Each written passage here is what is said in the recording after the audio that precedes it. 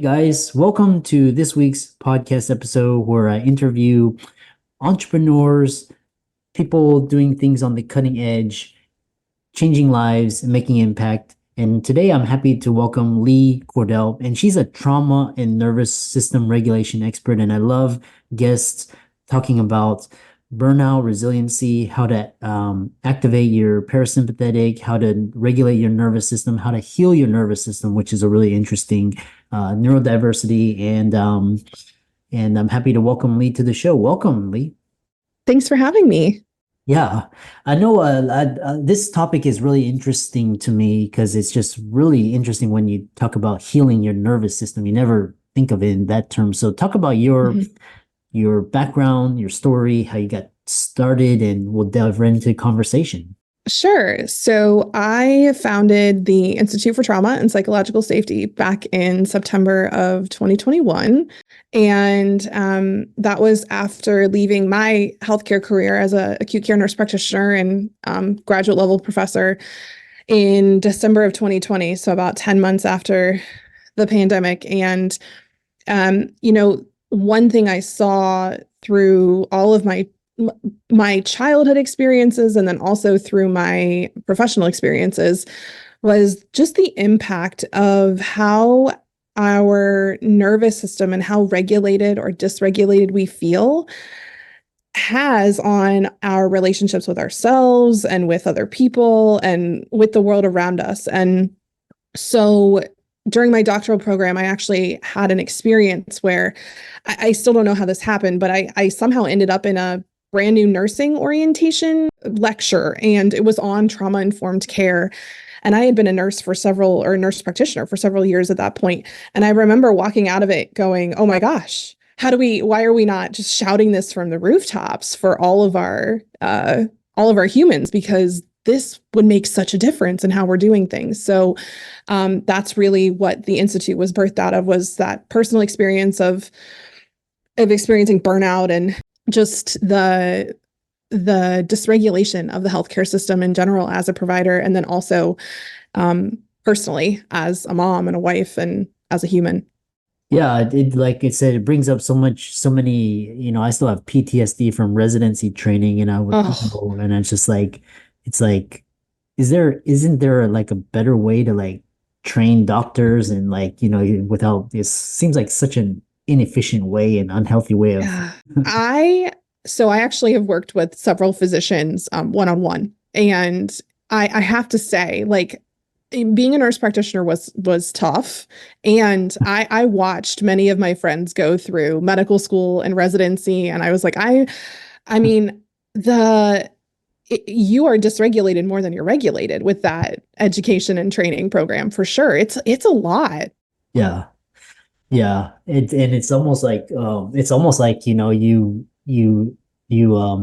the you have to sacrifice your health, your family, your kids, your relationships, just for this kind of position, Mhm. which is not really secure and safe these days. I love this idea. What you talk about is so one thing you talk about is this idea of when you talk about this healing the nervous system. And one thing Yeah. that's really been on my mind is how do you know you are healed? That's Mm. something, you have all these techniques, breathing. How do you know you're healed?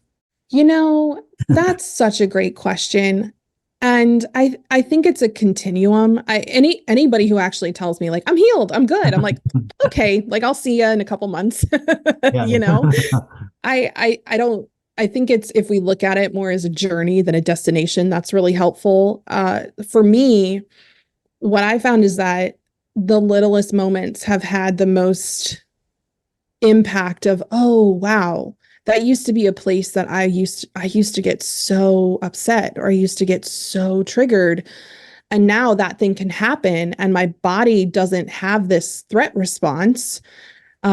I can stay regulated. I can stay open minded. I can stay curious. So, whether it's an email from your boss saying, hey, we need to talk, or it's your, partner rolling your eyes at you when you walk in the door late again, or it's whatever, these moments where it's like, this used to feel scary, or this used to feel like amplifying, dysregulating in me, and now they're not.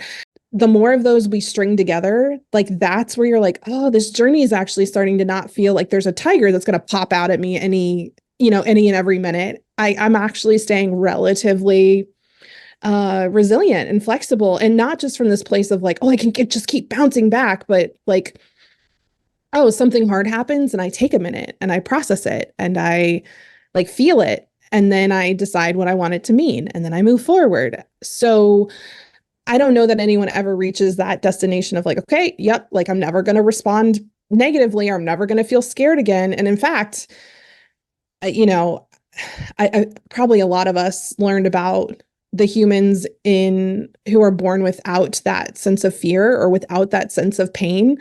They're the ones who are actually in the most danger because they can't tell when something bad is about to happen to them to hurt them. So we Uh, still want that, but it's that balance of I'm only responding to threats when they're real and actual threats.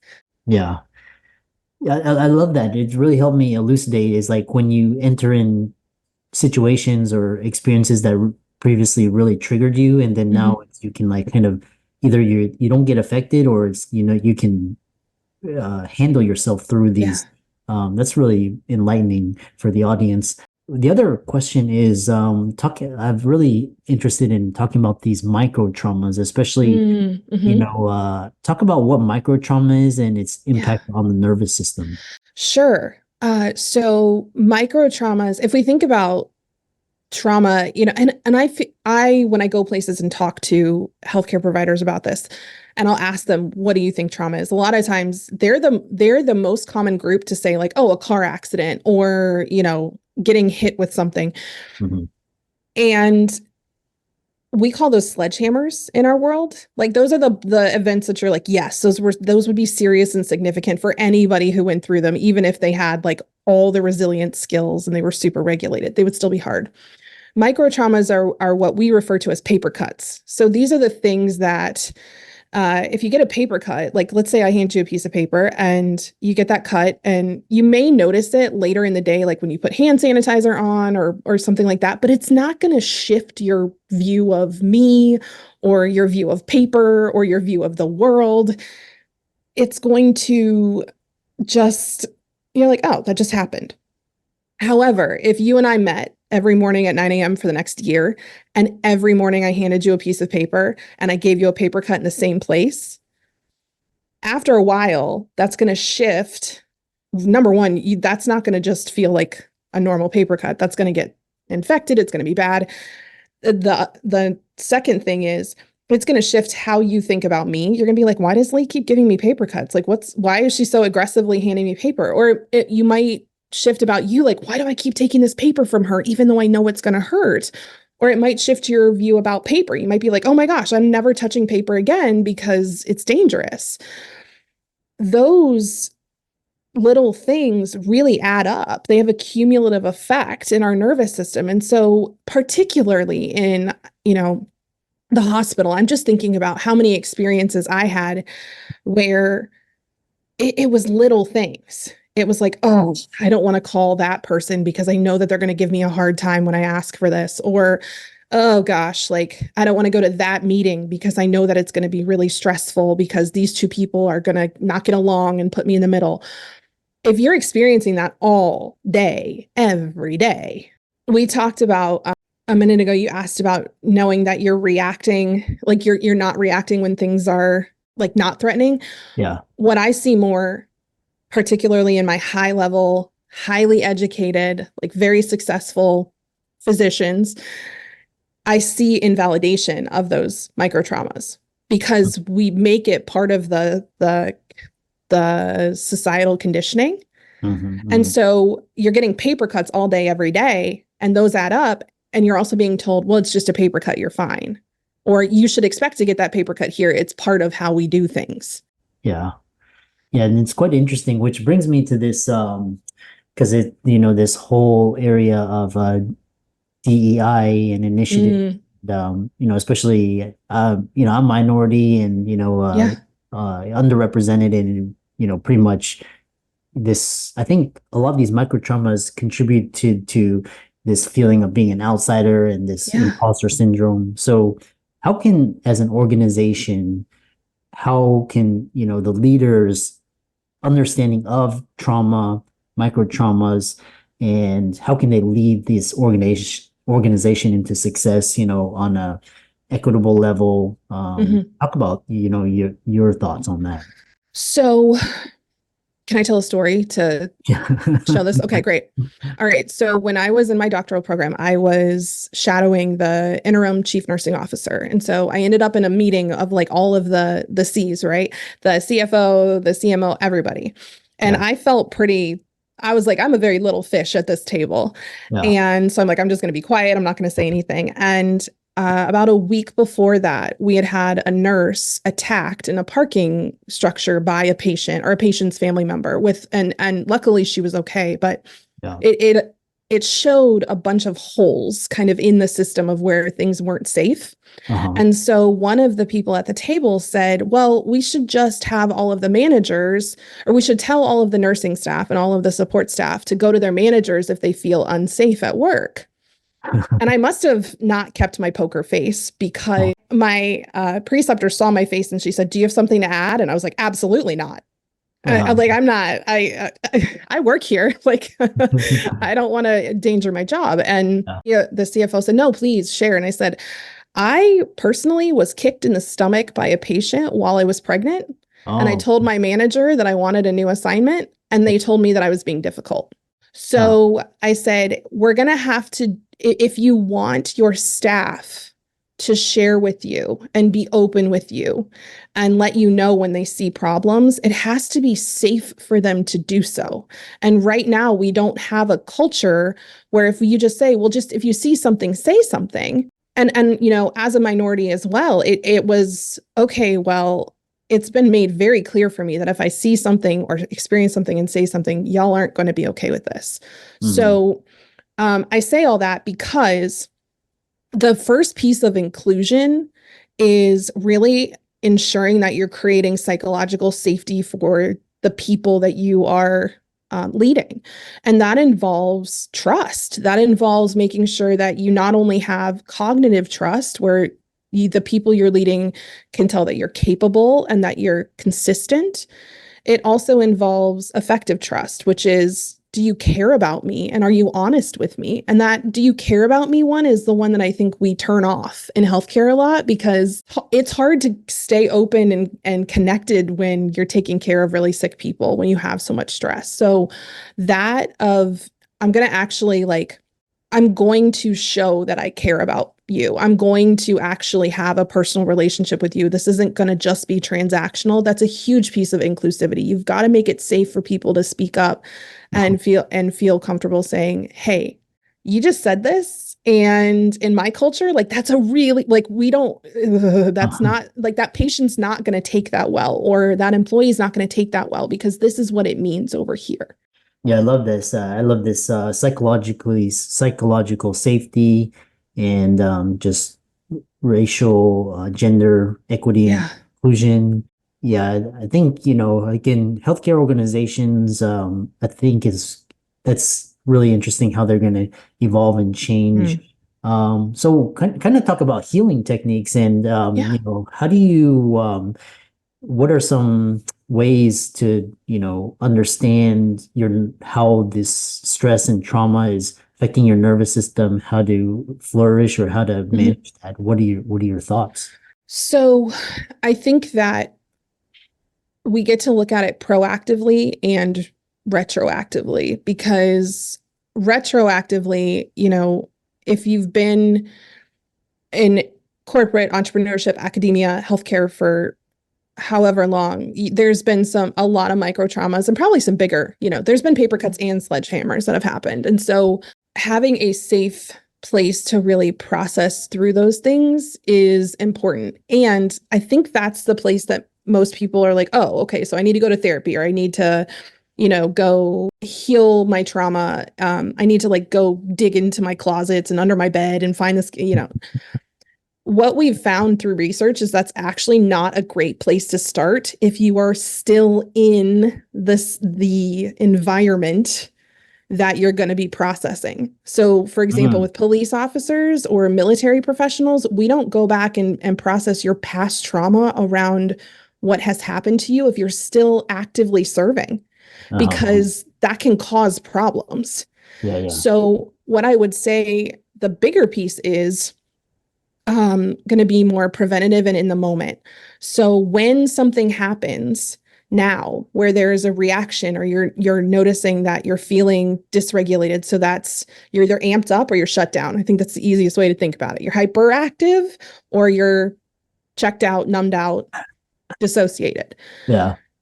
If you notice those, the goal is to either, if you're really jacked up, to slow down, and Hmm. that can be by one of my favorite exercises that my clients actually have a very hard time with is I'm like, you're going to sit and you're going to put your feet on the floor and you're going to stare at a wall for 5 minutes with Hmm. no stimuli. Just Uh-huh. look at the wall. And they're like, that is the hardest thing that I've ever done. Yeah. So like, can you just slow down? Um, if you're noticing that you're checking out, numbing out, dissociating, Uh-huh. then we want to gently speed you up. So that's like super slow exercise, super slow breathing. One of the techniques, it's hard, like, you can't see it, but I'll just have my clients keep their head still and just have them move their eyes like all the way towards the peripheral on the left and all the way towards the right, and then up and then down. And then I'll have them slowly move their neck. And what's interesting is they'll say, like, oh, okay, I thought I was here with you, but in reality, my brain was over there. Like, or my Uh, brain was just running. And so by like focusing on my eyes, I'm coming back into space. So there's so many exercises. To give you context, like when we teach this, it's like a 6 hour thing of all the ways you can do this. But for some people, it's exercise. For some people, it's breathing. For some people, it's petting their dog. For some people, it's snuggling with their kids. There can be a lot of different ways to regulate. So if you know of one that feels good in the short term and helps and doesn't hurt in the long term, that's uh, a really great thing to use. oh, interesting. Which, there was these techniques are really interesting. The other, I think, well, yeah, I lost my Yeah. train of thought because I was going to ask a follow-up, but one question is this this idea of when you're triggered, Hmm. oh, this is the thing. Because you mentioned the environments and Yeah. but like for example, like when these desensitization techniques where you basically like if you're afraid of snakes, you kind of Yeah. but when you're triggered in like for example just like PTSD, Mhm. do you recommend like this kind of desensitization techniques or talk about how you're Yeah. healing from those? I don't love desensitization techniques. Yeah. Here's why. I think that they are useful in a specific subset of humans, and I don't believe it is the kindest, most compassionate thing to remove someone's self-protective mechanism before you know why it got put there in the first place. Uh-huh. So, for example, if I had a client who struggled with driving in heavy traffic, and they were like, well, I just need to go out there and like muscle through and go through heavy traffic. I said, this is likely providing re traumatization. Okay. Uh-huh. You are dysregulated, you're out there. So, anything where you're a 6 out of 10 or above from a dysregulation standpoint, you're not healing, you're causing more harm. Uh-huh. Uh-huh. So when we started talking, I said, look, this could be a situational trauma, or this could actually have nothing to do with the driving in heavy traffic. Something I hear from people, and I had this, I worked through this personally, was a fear of being out of control. So flying, driving in heavy traffic in the middle lane, your spouse driving, right, while you're sitting in the passenger seat. I see a lot of people get extremely dysregulated and have panic and anxiety around that because they have a fear of being out of control because when they were younger, something happened. One of the most common medical things that we see as kids is when they are immobilized for shots or for a surgical procedure and they go down fighting. Yeah. Yeah. Yeah. I've had people 30 years later, when we get into like reprocessing, Mhm. that's why they can't get on a plane.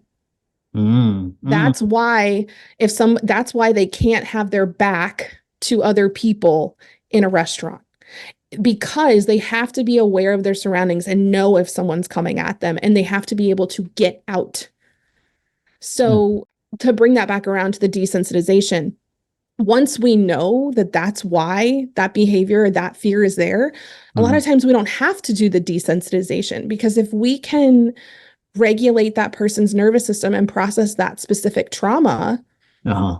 they're fine driving. They're fine getting on a plane. They're fine having their back to other people, because it's no longer incredibly scary to their nervous system. Yeah, I love that. How can people contact you and follow you on your socials? And also, Yeah. if people want to take that next step in Yeah. healing, reach out to you and work with you. So you can find us at institutefortrauma.com. That's where all of our things lie. We've got a resource page on there. We've got some self-study courses. We do 9-month certificate program. And I would say for anyone who is like, oh, I would really love to experience this, we actually have an event in November in Columbus, Ohio called Full Capacity. And we're going to be for 4 days actually doing these regulation techniques and learning about why they're so effective. So Huh. you can find that on our website. I love that. And for all the audience out there, let's thank Lee for coming on and give her socials a like and follow. She's also got a podcast called Yes. Becoming Trauma Informed. Check that out. Check out her upcoming event and reach out to her for help or coaching and healing. And with that, thanks so much for coming on. Thank you for having me.